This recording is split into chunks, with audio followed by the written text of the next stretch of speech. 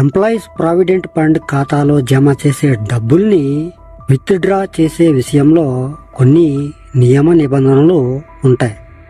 అలాగే జాబ్ మానేస్తే ఈపీఎఫ్ డబ్బులు మొత్తం విత్డ్రా చేయొచ్చా లేదా అనే డౌట్ చాలా మందికి ఉంటుంది. ఇప్పుడు దాని గురించే ఈ వీడియో ద్వారా క్లియర్ కట్గా తెలుసుకుందాం. మరి ఎంతకన్నా ముందు నా పేరు Jayaramakrishna. Welcome to our channel RK government updates.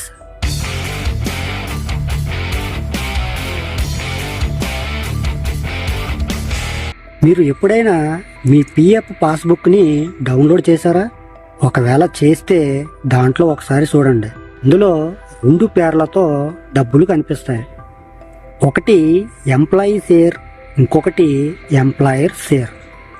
ఇక్కడ ఎంప్లాయర్ షేర్ అంటే యజమాని కంట్రిబ్యూషన్. 20 లేదా అంతకంటే ఎక్కువ ఉద్యోగులు ఉన్న కంపెనీల్లో ప్రావిడెంట్ ఫండ్లో చేరటం తప్పనిసరి. ఇది ఉద్యోగుల భవిష్య నిధి సంస్థ అయిన ఈపీఎఫ్ఓ నిర్వహించే పథకం.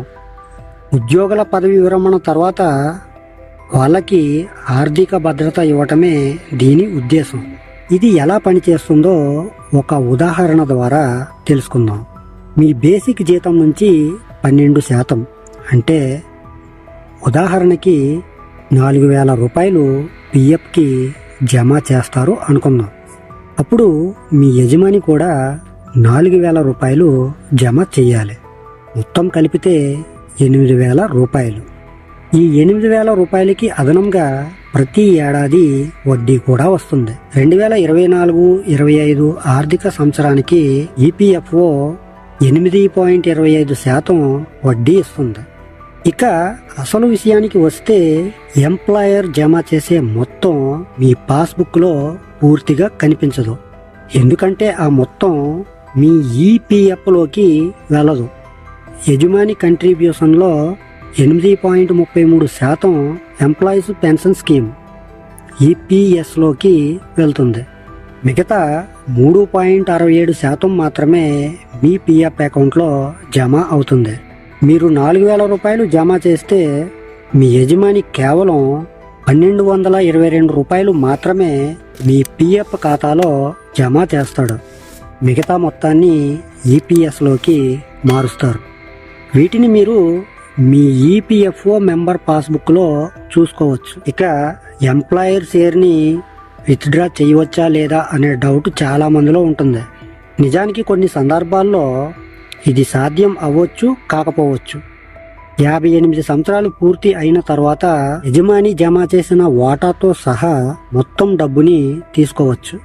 అలాగే మీరు 2 నెలల పాటు ఉద్యోగంలో లేకున్నా మొత్తం డబ్బుని విత్డ్రా చేసుకోవచ్చు.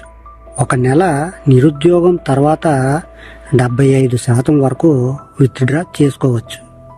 వైద్య చికిత్స, చదువు, పెళ్లి వంటి అవసరాల కోసం డబ్బు తీసుకోవచ్చు.